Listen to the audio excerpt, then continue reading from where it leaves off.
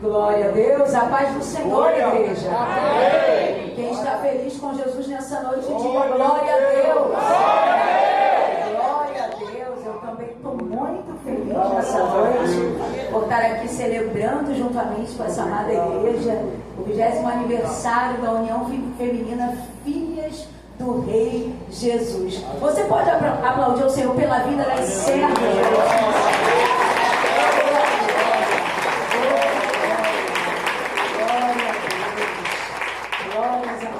Louvado seja o Senhor por essa oportunidade, por estar aqui revendo essa igreja bendita. Eu quero louvar ao Senhor pela vida do pastor Reginaldo. Deus abençoe o Senhor. Pela vida da missionária Inês, tão linda. Deus abençoe muito a sua vida, missionária Inês. Eu não fiquei sabendo que vocês estariam de azul. Ninguém me contou, o Espírito Santo. Entendeu? Aí quando eu vou escolher minha roupa, eu oro.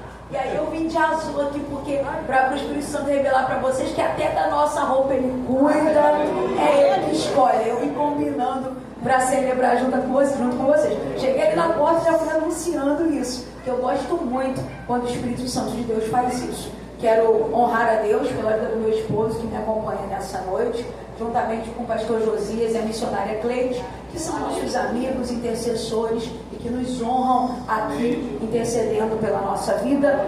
Então, da mesma forma, por cada pastor, ministro que está aqui nessa noite adorando ao Senhor.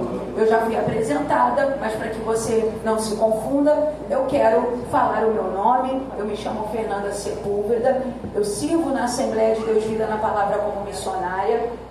E talvez você pensou que eu tivesse 15 anos, mas eu não tenho 15 anos, tá bom? Eu não tenho 15 anos, e para te provar isso, eu vou dizer a idade da minha filha mais velha, Alice, que tem 18 anos, e aí você já sabe que eu não tenho 15, tá? É fake news. Ô, glória! No final desse culto, vai ter ali fora, para combinar com a minha aparência, um material que eu trouxe, porque você sabe, né, que eu não tenho 15 anos, então eu tenho uma família, uma casa. Tem Bíblia assim, ó, bonitinha que nem essa daqui. Se você já tem a sua, que eu acredito que você tenha, porque você é cheio de poder e anda muito bem armada com a espada na mão. Mas se você deseja abençoar alguma jovem, alguma menina na sua casa, faça isso profeticamente, e assim você vai estar abençoando a vida de alguém e também abençoando a minha vida. Você pode dar um glória a Deus por isso? Abre agora comigo a sua Bíblia no livro de Ruth, o capítulo 2, e o verso é o 2. Glórias a Deus. Assim diz a palavra do Senhor. E Ruth, a Moabita, disse a Noemi: deixa-me ir ao campo e apanharei espigas atrás daquele em cujos olhos eu achar graça. E ela lhe disse: vai, minha filha. E você pode se assentar, glorificando e exaltando o nome santo de Jesus. Meus irmãos e minhas irmãs, o livro de Ruth começa nos dando a seguinte informação, que eu acho importante trazê-la para que você entenda o contexto, uma vez que já tenha ouvido falar desse livro, dessa mulher, mas não consiga ainda identificar em qual tempo, em qual circunstância isto aconteceu. E Ruth recebeu uma palavra encorajadora. O capítulo 1, a partir do versículo 1, nos diz assim: e sucedeu que, nos dias em que os juízes julgavam, houve uma fome na terra. Por isso um homem de Belém de Judá saiu a peregrinar nos campos de Moabe, ele e sua mulher e seus 2 filhos. E era o nome deste homem Elimeleque, e o da sua mulher Noemi, e os seus 2 filhos se chamavam Malom e Quilion, Efrateus de Belém de Judá, e chegaram aos campos de Moabe e ficaram ali. E morreu Elimeleque, marido de Noemi, ficando ela com os seus 2 filhos, os quais tomaram para si mulheres moabitas. O nome de uma era Orfa e o da outra Ruth, e ficaram ali quase 10 anos. E morreram também ambos, Malom e Quilion, ficando assim a mulher desamparada dos seus 2 filhos e de seu marido. Então, o contexto que nós estamos inseridos agora, o escritor vai nos dar a informação de que o período em que isso aconteceu foi o período dos juízes. Alguns estudiosos acreditam que tenha sido entre o período que Jefité julgou e entre o período de Sansão. Quando nós olhamos o livro de Juízes, nós reparamos a seguinte característica: que quando o juiz responsável por legislar sobre o povo fazia o que era bom aos olhos do Senhor, o povo também fazia o que era bom aos olhos do Senhor. Mas vira e mexe, o povo de Deus se esqueciam dos ensinamentos, se voltavam a outros deuses e automaticamente Deus permitia que os seus adversários os levassem cativos, os colocassem sobre julgos de escravidão, de sofrimento, para que o povo então tivesse assim conhecimento de que nenhum outro Deus deveria ser adorado, de que nenhum outro Deus deveria ser exaltado. Nesse tempo, o texto vai nos dizer que houve fome em Belém.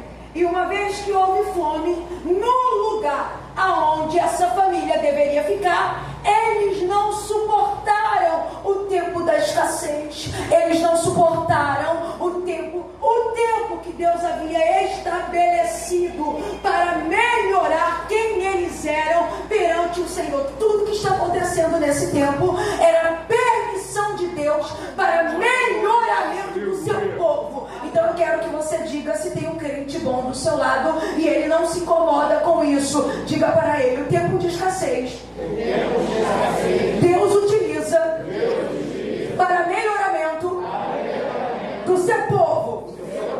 Então é isso que está acontecendo. O tempo de escassez é Deus utilizando desse tempo para o melhoramento do seu povo. Não era autorização para ninguém sair de onde Deus havia estabelecido. Então as coisas não estavam indo como gostaria, mas Deus não havia autorizado ninguém sair de Belém. Deus não havia dado nenhuma direção para que Elimeleque saísse de onde estava para ir para um outro lugar. Porém, Deus também não proibiu. Porque existem momentos da nossa vida que Deus estipula, estabelece limite, e Ele mesmo intervém uma vez que a gente decide fazer aquilo que Ele não mandou. Quem aqui já viveu um momento em que Deus interviu para você não fazer aquilo que Ele não tinha mandado? Tem alguém aqui que nem eu? Tem! Mas também deve ter alguém aqui que fez o que Deus não mandou e Deus não fez nada. Tem alguém aqui também que aconteceu isso que nem eu? Tem aqueles momentos em que Deus não manda, a gente desobedece, mas Deus não intervém. A graça. Eu vou dar para você o exemplo da graça.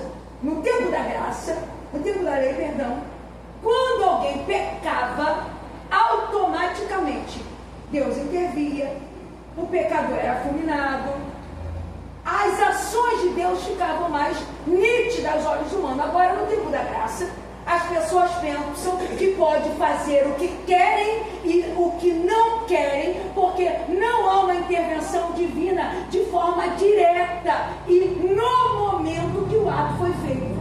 Então aqui Deus não interviu, mas Deus também não liberou. Mas ainda assim, Elimeleque decidiu sair com a sua família e ir para Moabe e habitar em Moabe no tempo da seca. Meus irmãos, eu preciso dizer uma coisa para vocês nessa noite.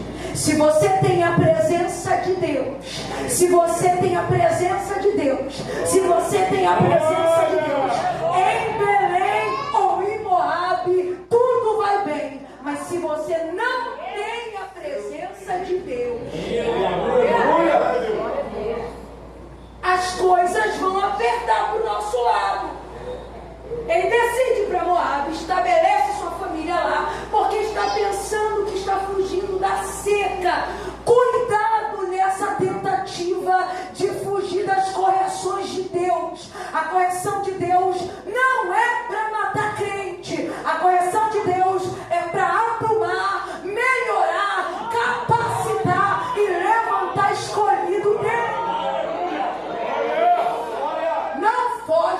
correções de Deus. Não foge do lugar que Ele estabeleceu para a sua vida. Eu vou falar porque Deus está me autorizando. Não é tempo de fuga.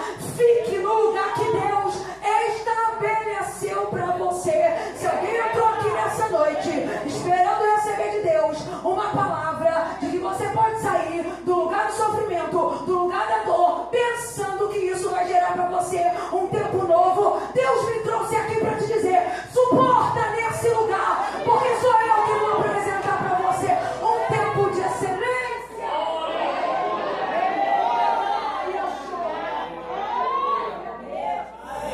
Ele sai, vai com a sua esposa que é obediente, que também está passando pelo mesmo período de escassez que ele. Meus irmãos, o período de escassez é doloroso.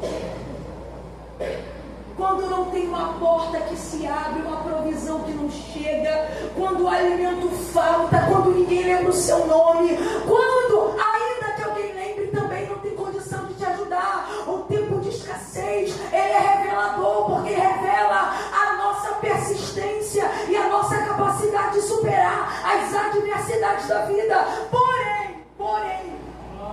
Elimeleque decide: aqui onde eu estou, nesse período, eu não tenho capacidade de permanecer, e vai para Moabe. Moabe é um lugar de idolatria. Moabe tem um povo politeísta. Em Moabe, a adoração não é exclusiva para Deus. E o nosso Deus é um Deus exclusivo. Ele não divide glória com ninguém. Eles vão para Moabe. E no início parece que está tudo indo muito bem. Só que não tem como ir tudo muito bem quando nós estamos no lugar errado. E sem uma palavra de Deus, porque no lugar errado, com uma palavra de Deus, você sobrevive. Mas no lugar errado, sem uma palavra de Deus, você morre. Então eu não sei em que geografia espiritual você está posicionada nessa noite, mas a palavra de Deus para você é: se tem uma palavra, permanece. Mas se não tem uma palavra, retorna, porque Deus tem um lugar exclusivo para você. Glória! Aleluia. Os moabitas eram o antigo povo semita, descendentes de Moabe, filho de Ló, nascido de uma relação de incesto com a sua filha mais velha. E isso está lá em Gênesis capítulo 19, 37. Eles adoravam o deus Quemos, que incluía na sua adoração sacrifício humano. Então olha bem o que uma necessidade pode fazer com o ser humano. Meus irmãos, crente não se move por necessidade. Eu preciso dizer para você que crente se move por fé. Crente não se move por necessidade. Crente não se move por vista. Crente não se move porque o outro se move. Crente se move porque crê no Deus que chamou. E o Deus que chamou é que move o crente. Se a nuvem de Deus parar, você precisa parar. Mas se a nuvem de Deus seguir, segue a nuvem. A necessidade estava dizendo para eles: vão para o lugar errado. Eu tenho que dizer para você nessa noite, eu sei que tem muita gente aqui que, se tivesse se deixado mover pela necessidade, não estaria aqui nessa noite. Não estaria. Tem muita gente aqui que precisaria agora estar trabalhando, que precisaria agora estar estudando, que precisaria agora estar fazendo muitas coisas que lhe tirariam do lugar da adoração. Mas não é a necessidade que te move. Deus conhece a sua necessidade e suprirá todas elas nele. Glória a Deus. Se estabelece uma geografia que não foi Deus que havia lhe ordenado.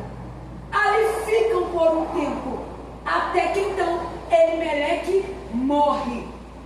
Não não apenas a sua casa continua, e essa mulher chamada Noemi permanece em Moabe, porque até então ela tem 2 filhos, e esses 2 filhos seriam aqueles que dariam para ela condições naturais de continuar a sua trajetória, a sua história, a sua vida, sem precisar da ajuda de nenhuma outra pessoa. Esses 2 filhos também decidem se casar com 2 moabitas, só que o texto diz que esses 2 filhos também morrem. Você consegue compreender que há desgraça na casa da desobediência? A desgraça acompanha a casa dos desobedientes, mas a bênção acompanha a casa dos obedientes. Aleluia, a morte não vai tocar na tua casa, não vai. Não vai. Ninguém vai morrer lá, não vai. Por causa da tua obediência, porque você está orando, você está clamando, está jejuando, se separando, já podia ter abandonado, desistido, largado, mas está obedecendo, e Deus está dizendo: a desgraça não vai alcançar a tua casa, o meu sangue te cobre, o meu sangue te guarda, a tua casa está protegida pelo Senhor. A desgraça alcança essa casa e essa família. Agora essa mulher não tem mais ninguém para suprir a ela as suas necessidades. Eu li um comentarista que disse que as viúvas perdiam posição social, política e econômica.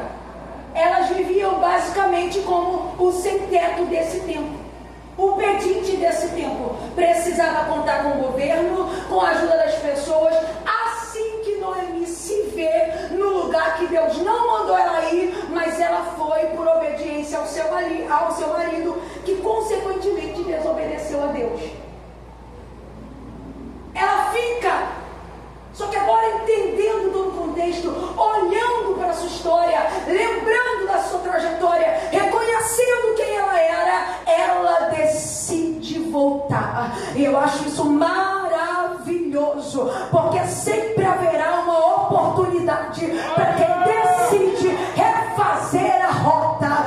Deus sempre dará uma oportunidade para quem não está satisfeita com a vida que está vivendo, mas decidiu voltar-se para Ele e refazer a rota.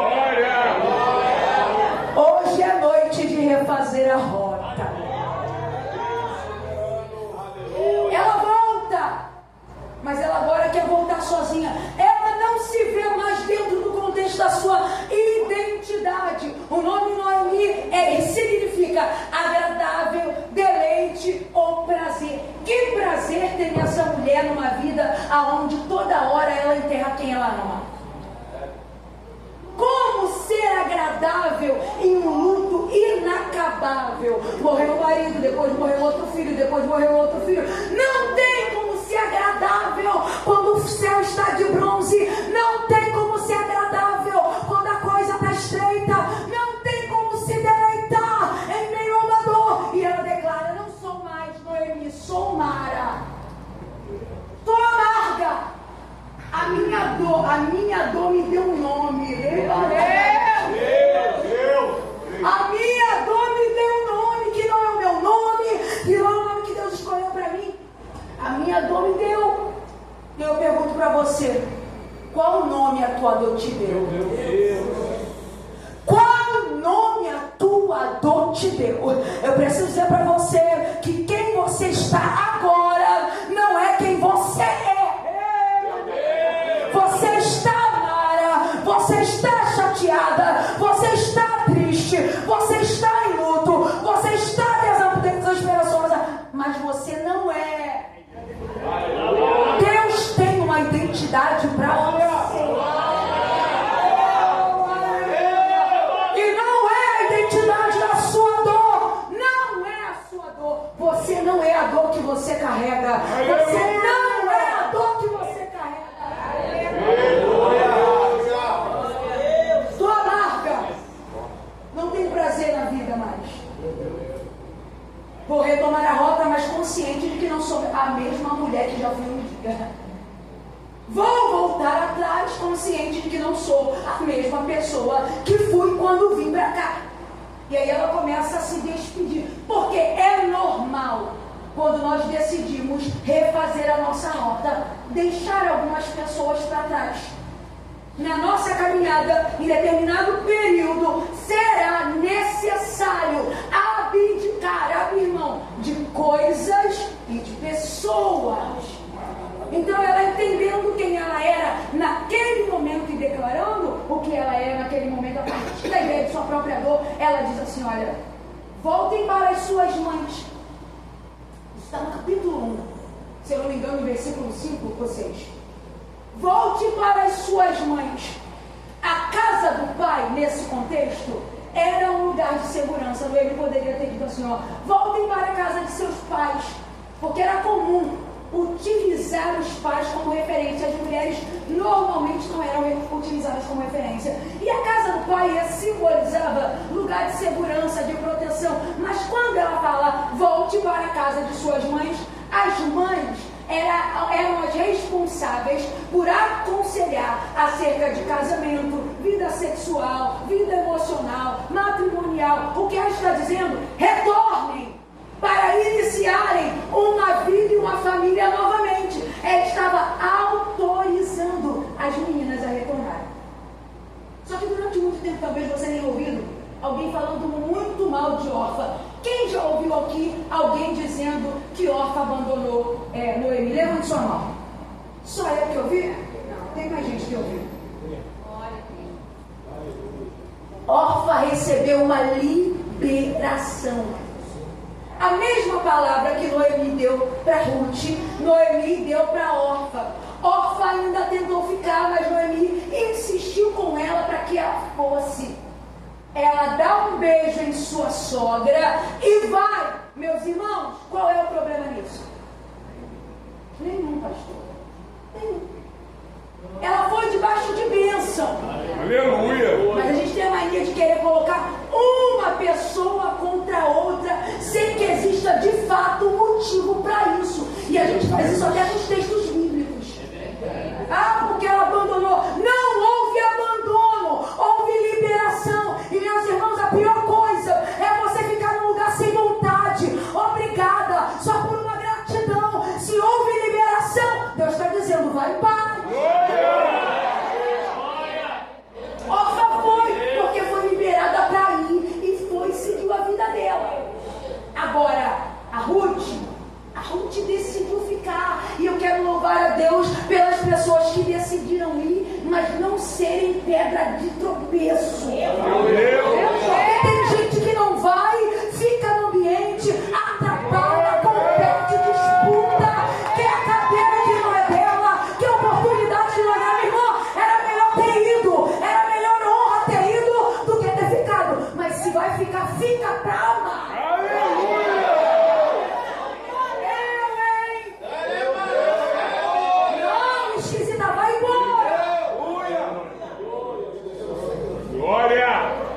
Orfa foi debaixo de liberação.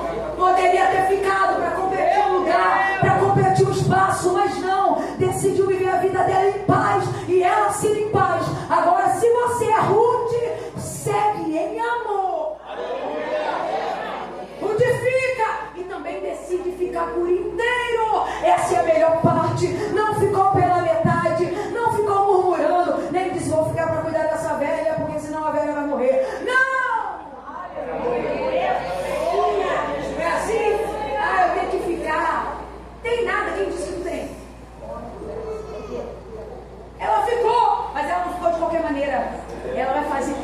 Ruth faz uma confissão de fé maravilhosa. Se puder colocar na tela, coloque para mim, por favor. No capítulo 1, vai estar do versículo 12 ao versículo 15. Do versículo 12 ao versículo 15. Diz assim: tornai-me filhas minhas, e de-vos embora, que já muito velha sou, para ter marido. Ainda quando eu dissesse, tenho esperança, ou ainda que esta noite tivesse marido, e ainda tivesse filhos, esperá-los-ia até que eu visse a ser grande, deter-vos-ias por eles, sem tomardes marido? Não, filhas minhas, que mais amargo é a mim do que a vós mesmas, porquanto a mão do Senhor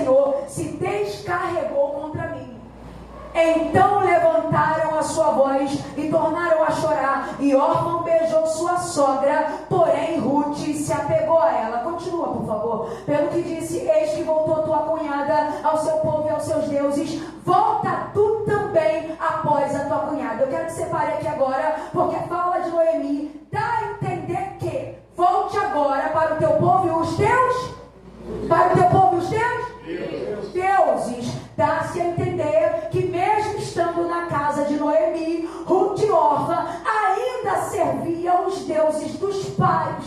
Não havia uma ligação direta com o Deus de Israel. Noemi está liberando não apenas elas irem, mas continuarem servindo e cultuando aos seus deuses. Pode continuar para mim, por favor, o verso seguinte. Oh, glória! Disse, porém, Ruth: não me intes para que te deixe e me afaste de ti, porque aonde quer que tu fores, irei eu, e onde quer que pousares a noite, ali pousarei eu. O teu povo, você pode ler comigo no 3? Só essa parte? 1, 2, 3. O teu povo é o meu povo, o teu Deus é o meu Deus. Agora Ruth está dizendo: vou ficar, não, mas não vou ficar desviada, vou ficar, mas não vou ficar pela metade, vou ficar e vou abandonar os meus deuses, vou ficar e vou deixar para trás tudo da vida, vou ficar para servir ao teu Deus, vou ficar, mas vai ser para a glória do nome do Senhor. Deus vai colocar alguém do teu lado para servir o teu Deus, adorar o teu Deus, glorificar o teu Deus, através do testemunho que você tem dado a Ele.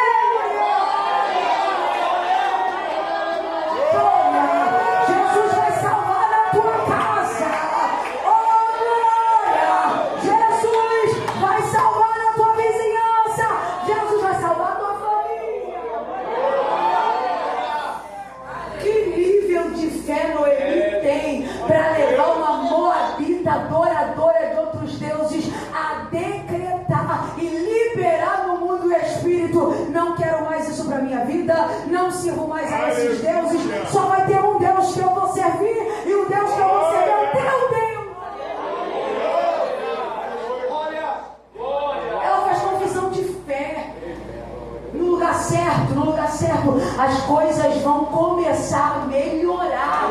Olha para essa irmã e diz para ela: acalma, as coisas vão começar a melhorar. Aleluia. Você vai ver sinais.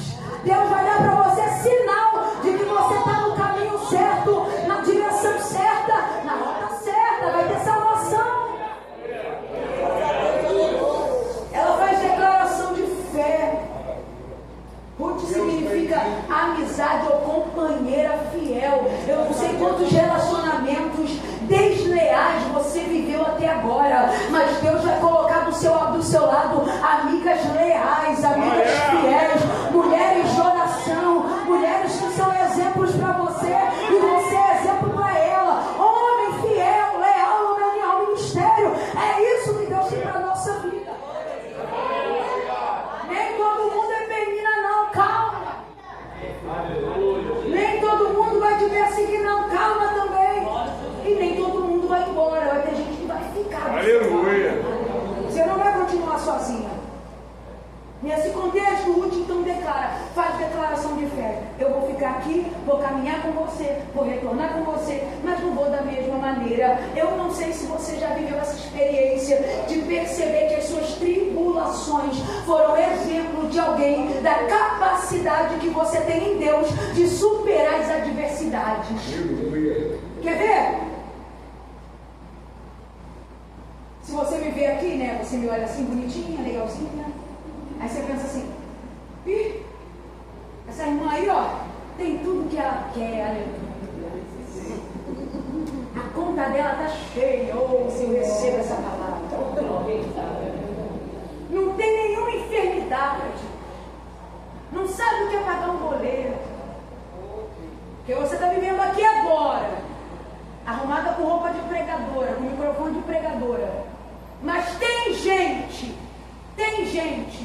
que reconhece quem é Deus na minha vida, não porque me vê com microfone, mas porque me viu chorando, quando a maioria das resistindo, quando a maioria das pessoas teriam desistido. Tem gente olhando para você e tendo você como exemplo, porque essa dor já era para ter te matado, mas ao invés de você morrer, você está viva. Olha você aqui. Tem gente te acompanhando, porque ao invés de você estar depressiva dentro do quarto, se medicou, está medicada, se não está surtada, mas está aqui adorando e exaltando o nome do Senhor. Quem está do lado de fora não está entendendo nada, porque fica esperando qual é a hora que ela desiste, qual é a hora que ela para, qual é a hora que ela volta atrás, mas você continua, você avança e nem você entende nada, porque o poder de Deus se aperfeiçoa na nossa fraqueza. Você não vai parar antes de chegar, aleluia. Você não vai parar antes de chegar, e o teu testemunho vai dar fôlego para quem caminha contigo. Bora, vamos voltando. Ela está voltando. Aleluia. Decidiu refazer a rota. Decidiu voltar para a casa do pão. Decidiu voltar para um lugar de onde nunca tinha que ter saído. Decidiu voltar. Decidiu voltar. Decidiu. E aí você pensa assim, meu Deus, mas isso acontece com quem está desviado. Não, tem crente fora da rota. Tem gente que está na igreja, mas sabe que não está na direção certa. Porque esse lugar aqui não é um verificador de salvação. Vai ter gente que vai entrar por essa porta e sair por ela, por essa aqui, entrar por aquela ali e sair por essa aqui. E se for atropelado, acorda no inferno. Mas tem gente que está preservando a fé, guardando a palavra.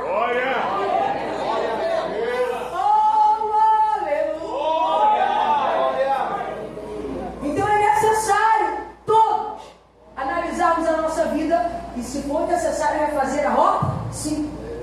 E agora, nessa ideia de voltar, Noemi volta se sentindo amarga. Ruth volta, companheira fiel. Fazem o trajeto do retorno juntas e crendo no Deus de Israel. Aí o capítulo 2 diz assim: e tinha Noemi um parente de seu marido. No lugar certo as coisas começam a clarear. Você começa a entender o contexto. No lugar errado tudo parece sombrio e escuro, mas no lugar certo sempre tem a tal da luz no fim do túnel. E aí o texto diz: homem valente, poderoso da família de Elimelec, e era o seu nome Boaz.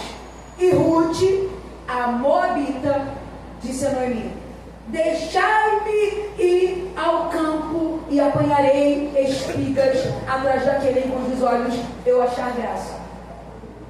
Agora, e eu já vou correr para nós terminarmos, tá bom? Agora Ruth, que já viveu muita coisa observando a trajetória e a vida de Noemi, decide não dar o passo sem a liberação de quem sabe mais do que ela. Então ela poderia dizer, observando a sua sogra, já está mais velha do que eu, não pode trabalhar, quem decide o que vai ser feito sou eu, porque sou eu que vou ter que fazer o que precisa ser feito. Vou e ponto final. Mas reconhecendo o nível, o tamanho da gravidade, da seriedade da trajetória, ela decide: ai de mim sair daqui sem antes pedir autorização para quem sabe mais do que eu. Então ela agora pede autorização à sua sogra: deixa-me ir ao campo apanhar espigas. O desejo dela era viver uma orientação que o povo havia recebido, que estão lá em Levítico, que não era para os donos de campo recolherem todo o trigo, mas que deixassem uma parte para que os pobres pudessem pegar, para que os pobres pudessem ter o que comer, uma vez que algumas vezes não podiam contar com a voluntariedade e com a bondade das outras pessoas. No coração de Ruth é: vou lá fazer uso do meu direito, vou pegar o que sobrar, vou pegar o que restar e vou viver disso. E ela ainda tem a seguinte perspectiva: talvez eu ache graça nos olhos de alguém, para que eu seja abençoada.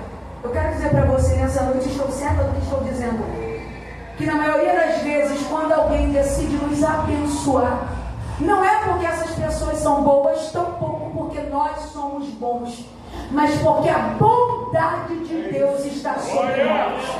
Agora a bondade, a misericórdia de Deus se revela no contexto de Ruth. Ela vai até o campo para pegar o que resta.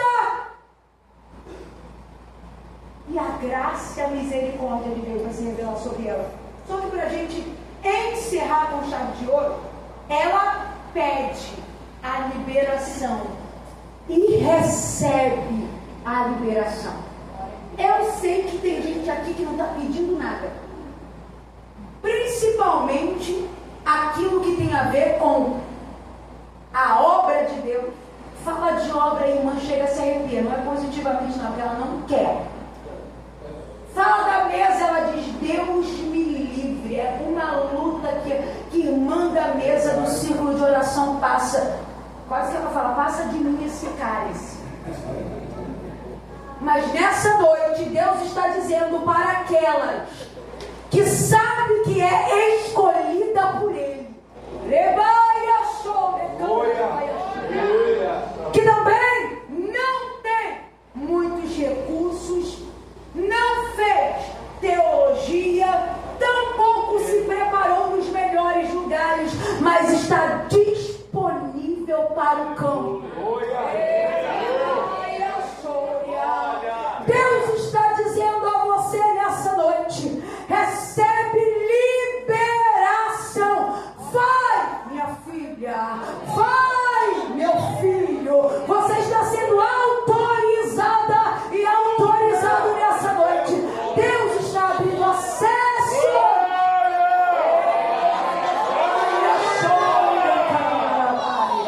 Você vai passar por uma porta que não imaginou. Você vai entrar em um cenário que nunca pensou, porque Deus nessa noite está autorizando. Vai e viva. Se coloque sobre os seus pés.